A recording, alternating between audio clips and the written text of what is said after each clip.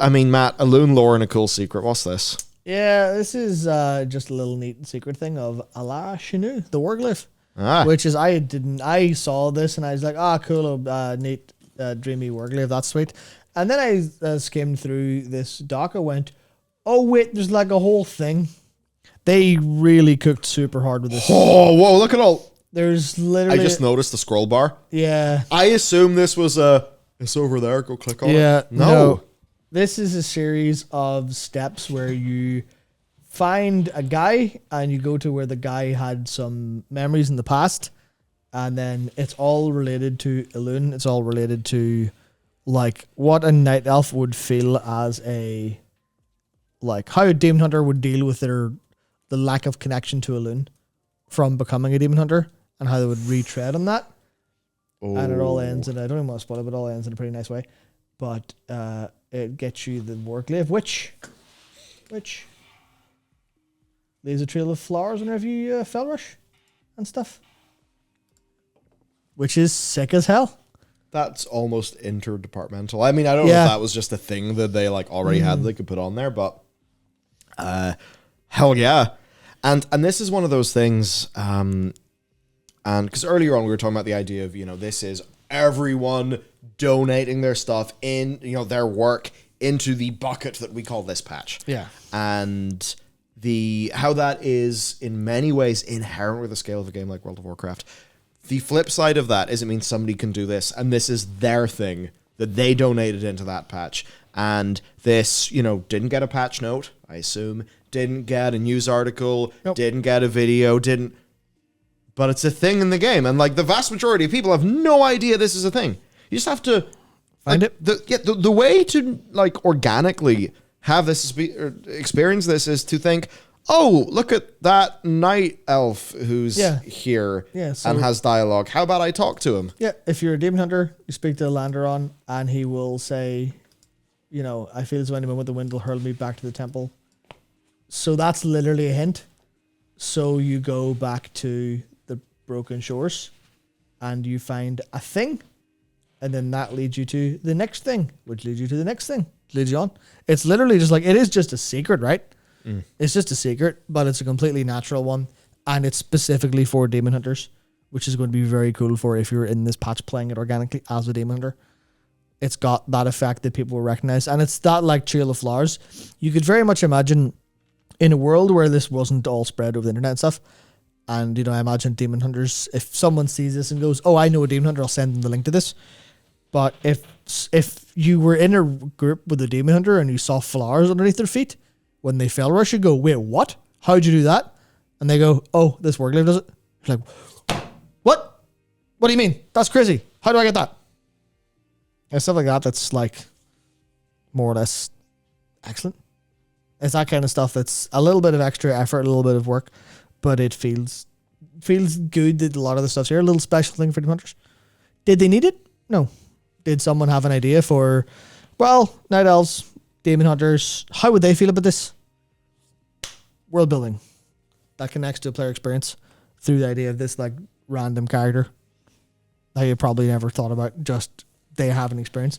And that's the thing that's very good with, I think, a lot of the Emerald Dream kind of side stuff so far that I've seen. It's the small details they're doing very, very good at. It's the small details on how characters feel about being in places and that they're nailing down super, super, super hard. It's one of the challenging things about modern game and how modern game is played. For secret stuff, yeah. Because you think about, how many people... Okay, in chat, just drop a number. How many people do you think have organically found this in the game? And I mean, obviously, who the hell knows? But it's probably not a big number. Would you say hundreds? Probably not. I have no idea. My answer would be one person found it in the Secret Find Discord and then posted the word, and that's it. But that's not true. Yeah, so probably quite a few. That's when I say organically. Mm-hmm. Now, to the people who found this organically, just think about the experience that they would have had. And that'll be a thing that they'll remember in playing games this year, where they talk to an NPC and, a whole thing happened. Yeah. So it's one of those things. Do you make it slightly more overt so that more people experience it organically? Or, because as soon as it's just a list of steps, then it definitely loses something. So that's just an interesting, like, this is somebody's, actually trying something, trying their creativity, and it was cool. Yeah. It's cool, but it's cool in a way where, like, will people talk about it massively? No. Well, but it is there, and it's cool, and it's a real part of the quality of the game. So it's just the sort of thing that I ponder with how we metagame everything, and we're like, this is Gearing Guide. This is transmog, 55 transmogs to get now, easy, fast, today, now.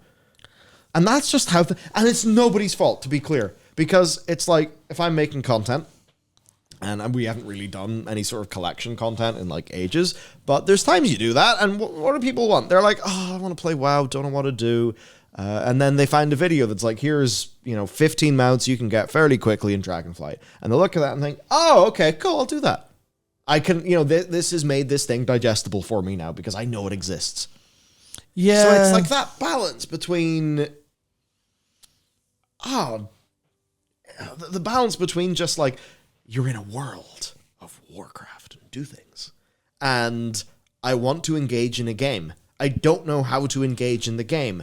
Where is the content? I need a guide for the content. And then, of course, you think about it, you're like, I mean, how would you find half of this stuff? Unless it's a really obvious quest. Or, you make the quest a different color to say, like the blue markers in FF are like, this is a feature. Probably think about doing it. It's a real, like, challenge, because then a game developer will say, okay, well, maybe we signpost via our achievement system. Maybe, But then you're like, oh, but by doing that, you've eroded its essence. And that's not a criticism of Blizzard or any other game developer. It's just a real inherent problem. And I guess that's why, like, the tighter design space of an indie game just allows for, like, you've been here, we're focused, we all know what we're here for, let's go. Whereas it's harder here. I know I'm soapboxing. I genuinely don't know what the best thing to do is. It proves challenging because people don't know it's content when they see it's content. And that's where I wonder about signposting in a way of like, maybe if there was literally an icon that was, there's a secret here, that might be too easy. Just because in the context of if you don't know what you're looking for. Because secret finders would probably, because they're in tune in the way of finding secrets, they would see that and go, Demon Hunter special dialogue that's talking about a place. It's talking about a place. That must be a hint. And I found it interesting when I was playing through Paranormal Sight recently. I definitely, because I haven't played like puzzle games or mysteries or anything in a long, long, long time, I was straight up going through it and going, it took me a long time to get what the game was telling me in a bunch of ways, in terms of how the mystery is unraveling and like different characters' parts of it and things like that. And I'm just like, okay, I definitely feel like if I were more in tune with what to expect or with their way of thinking, I would have picked up on things a lot faster. But it definitely, like, there's a little bit of signposting, a little bit of trial and error involved because it was part of the actual thing. But yeah, that's exactly what I was thinking, Misty. It's like, make something have a gold outline if it's special and you're able to do something with that as your class. And that would be a pretty, like, even just a gentle outline or even a bark or a whisper to bring your attention might be a good example. Where if you're flying past and this guy goes, a fellow demon hunter, stop with me for a second. That might be enough to go, oh, hang on. And then maybe write it to be slightly less hinty or slightly more hinty, something along those lines, I imagine. That's the thing where you don't want to signpost it too hard, because as soon as you signpost it, then you go, well, that's a hint. As soon as everything looks like a hint, the hint's very obvious. Basically, as soon as you look for a hint, it's obvious, because they have enough dialogue, and they don't give you like 8 paragraphs of dialogue with a hint buried in it. They say blah blah blah blah blah blah blah. Back in the Broken Shore. And the Broken Shore is not bold and underlined, but it might as well be because it's a proper noun, if you know what I mean. It's a place. So people will pick it up. So it is a little bit actually challenging, I think. Yeah. To do that. And I mean, I'm sure there's a whole series of mystery games and mystery novels and everything that literally struggles with how do we make hints visible but not obvious? How do we make people think about it but not tell them the answer? So it's interesting that they're actually doing a pretty good job with this specific case. But it is a lot down to you need to have the mindset to get it. And then it's a small bit of content for a small amount of people. Is that worth it? And the answer is always, in the grand scheme of things, yes. But you look at it in any production-oriented angle and say no, and you're like, shit, what? What do you mean? Obviously, it's not. When that person could have made content for everyone instead. Opportunity cost. Yeah. Yeah. But then you go, no, because you just added a bit of soul to your game. And you're like, but I can't measure that on a spreadsheet. Yeah. How many Big Macs could you have sold in that amount of time?